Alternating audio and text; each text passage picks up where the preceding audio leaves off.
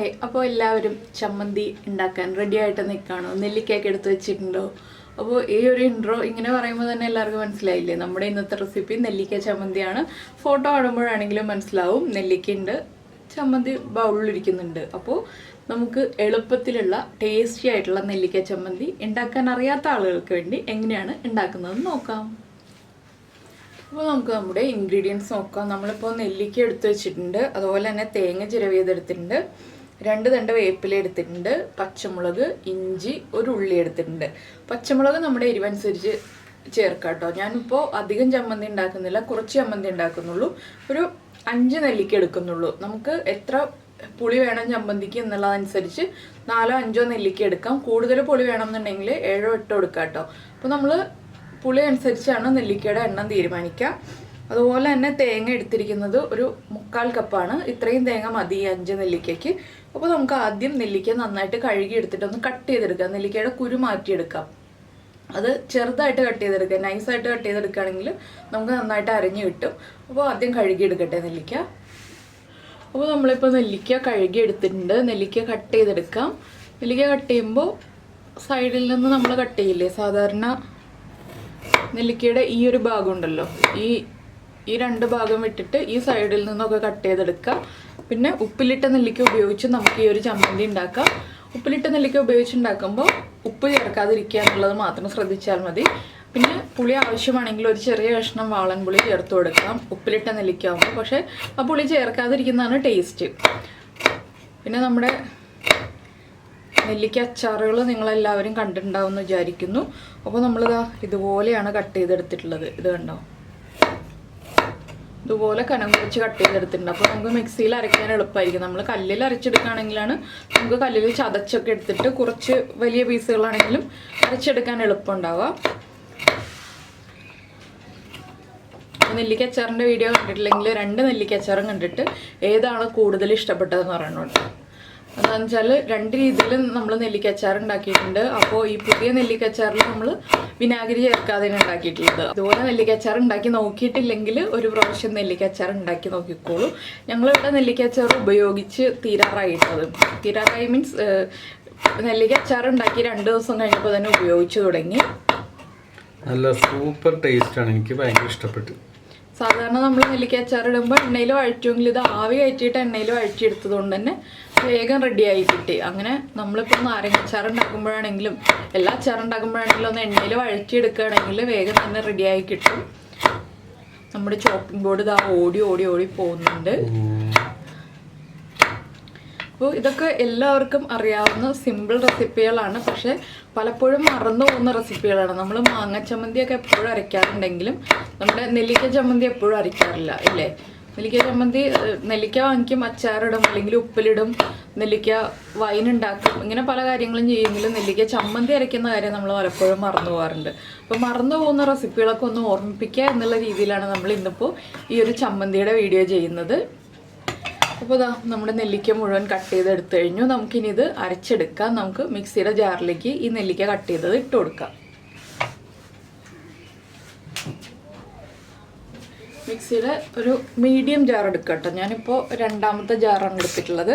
ഇതിലേക്ക് ആദ്യം നെല്ലിക്ക ഇടാം. ഇനി നമ്മൾ ഇതിലേക്ക് ഇടാൻ പോകുന്നത് ഇഞ്ചിയാണ്.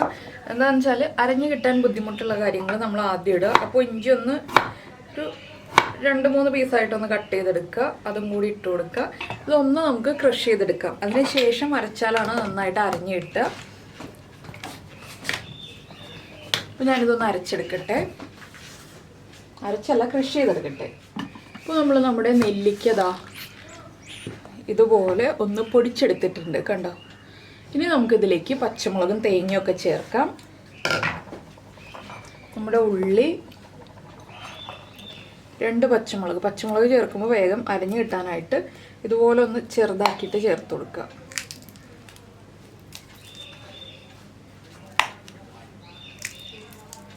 ഇനി നമുക്കിതിലേക്ക് ചമ്മന്തിക്ക് ആവശ്യമായിട്ടുള്ള ഉപ്പ് ചേർക്കാം. അതുപോലെ തന്നെ നമ്മുടെ തേങ്ങ ചിരവിയതും ചേർക്കാം.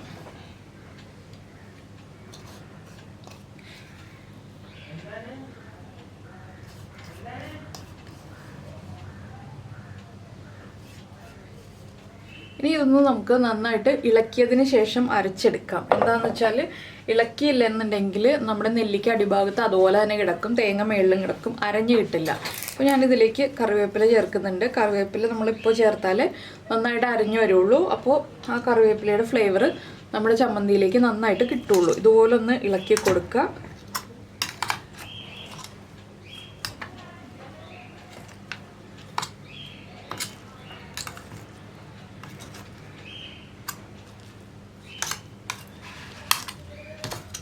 നമ്മളെല്ലാ സൈഡും ഇളക്കിയെടുത്തിട്ടുണ്ട്. വെള്ളം ഒട്ടും ചേർക്കേണ്ട, വെള്ളം ചേർക്കാതെയാണ് നമ്മൾ ചമ്മന്തി അരയ്ക്കേണ്ടത്. ഇനി നമുക്കിത്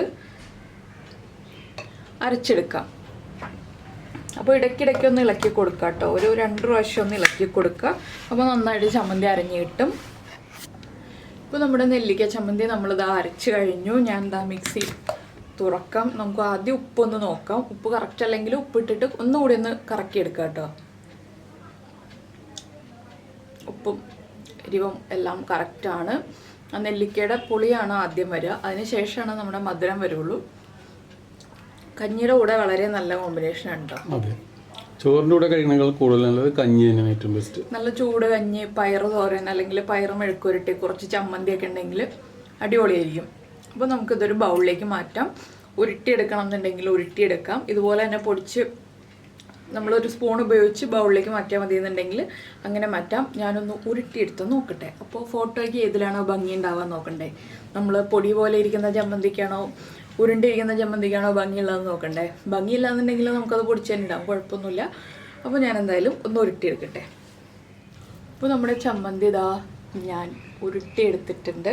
ഈ ഒരു ഉരുള നല്ല രസമില്ലേ. അപ്പോൾ നമ്മൾ കുറച്ച് തേങ്ങയും കൂടുതൽ നെല്ലിക്ക എടുത്തോണ്ടാണ് കേട്ടോ നെല്ലിക്ക ചമ്മന്തിക്ക് ഇത്രയും ടേസ്റ്റ്. കൂടുതൽ തേങ്ങ ചേർത്തിട്ട് കുറച്ച് നെല്ലിക്ക എടുത്തിട്ടുണ്ടെങ്കിൽ ടേസ്റ്റ് കുറവായിരിക്കും. അപ്പോൾ എപ്പോഴും നിങ്ങൾ എടുക്കുമ്പോൾ കുറച്ച് തേങ്ങ എടുത്തിട്ട് കൂടുതൽ നെല്ലിക്ക ചേർത്തിട്ട് ചമ്മന്തി ഉണ്ടാക്കുക. അതുപോലെ തന്നെ നമ്മൾ ഈ ചമ്മന്തി ഉപയോഗിക്കുന്നതിന് തൊട്ട് മുന്നേ ആയിട്ട് 1 ടീസ്പൂൺ വെളിച്ചെണ്ണയും കൂടി ചേർത്തിട്ട് ഒന്ന് ഇളക്കിയെടുക്കുക. പച്ച വെളിച്ചെണ്ണ ചേർക്കണം, നമ്മൾ ചൂടാക്കിയ വെളിച്ചെണ്ണ അല്ല ചേർക്കേണ്ടത്. ഇത്രയേ ഉള്ളൂ നമ്മുടെ നെല്ലിക്ക ചമ്മന്തിയുടെ പരിപാടി. അപ്പോൾ ഞാനിതൊരു ബൗളിലേക്ക് മാറ്റട്ടെ. അപ്പോൾ നിങ്ങൾക്ക് എല്ലാവർക്കും ഈ ഒരു ചമ്മന്തി ഇഷ്ടമായിട്ടുണ്ടാവുമെന്ന് വിചാരിക്കുന്നു. ഇഷ്ടമായിട്ടുണ്ടെങ്കിൽ ഇപ്പോൾ തന്നെ ഒന്ന് നമ്മുടെ വീഡിയോയുടെ താഴെ കമൻറ്റ് ചെയ്തോളൂ കേട്ടോ. ഇഷ്ടമായോ ഇല്ലയോ? വളരെ ഈസി ആയിട്ടുള്ള റെസിപ്പി അല്ലേ. ബാച്ചിലേഴ്സിനൊക്കെ ആണെങ്കിലും എല്ലാവർക്കും നെല്ലിക്ക ഇപ്പോൾ കിട്ടുന്ന സീസൺ ആയതുകൊണ്ട് എല്ലാവർക്കും എളുപ്പത്തിൽ ഉണ്ടാക്കാൻ പറ്റുന്ന റെസിപ്പിയാണ്. കഞ്ഞി കുടിക്കാൻ ആഗ്രഹിക്കുന്നവർക്കൊക്കെ കൊതി തോന്നുന്ന റെസിപ്പിയാണ് ചമ്മന്തി എന്ന് പറയുമ്പോൾ. ഏത് ചമ്മന്തി ആണെങ്കിലും കഞ്ഞിയുടെ കൂടെ കഴിക്കുമ്പോൾ നല്ല ടേസ്റ്റ് അല്ലേ. നെല്ലിക്ക ചമ്മന്തി വൻപയറും കൂടിയാണെങ്കിൽ കൂടുതൽ കോമ്പിനേഷനാണ് കഞ്ഞിക്ക്. അതെന്താ അങ്ങനെ ഒരു കോമ്പിനേഷൻ? നല്ല കോമ്പിനേഷൻ, കഴിച്ചു നോക്കിക്കോ.